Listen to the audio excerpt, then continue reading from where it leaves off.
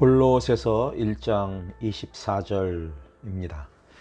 나는 이제 너희를 위하여 받는 괴로움을 기뻐하고 그리스도의 남은 고난을 그의 몸된 교회를 위하여 내 육체에 채우노라.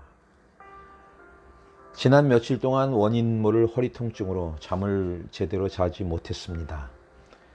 몸은 너무 피곤한데 통증으로 뒤척이기만 하고 잠이 들지는 못하는 것은 참 괴로운 일입니다. 육신의 작은 부분만 불편해도 마음이 무거워지기 마련인데 성경이 말하고 있는 괴로움을 기뻐한다는 것은 무엇일까 생각해 보게 됩니다.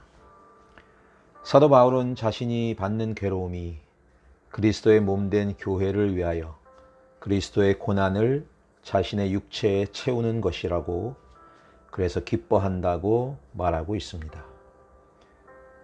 내가 받는 괴로움이 누군가에게 축복이 될 수 있다면 그 고난을 기쁘게 감수하는 것은 가능할 수도 있습니다.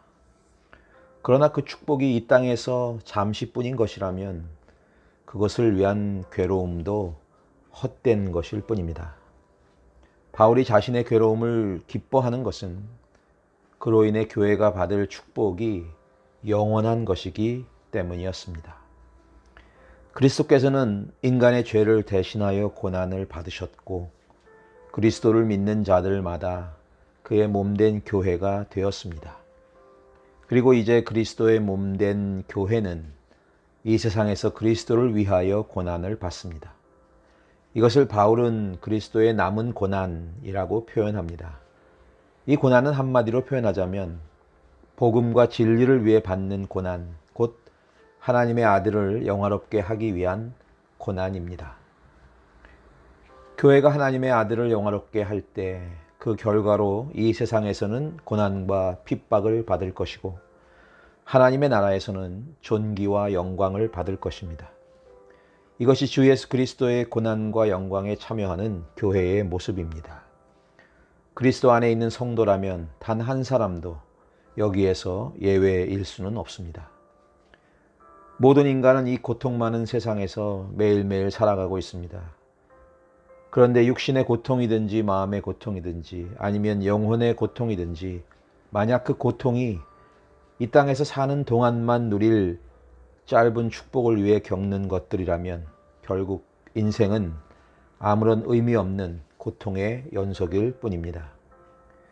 자신을 높이기 위해 감수하는 괴로움들은 잠시 동안은 가치 있어 보이나 결국은 곧 모두 헛된 것임을 깨닫게 됩니다.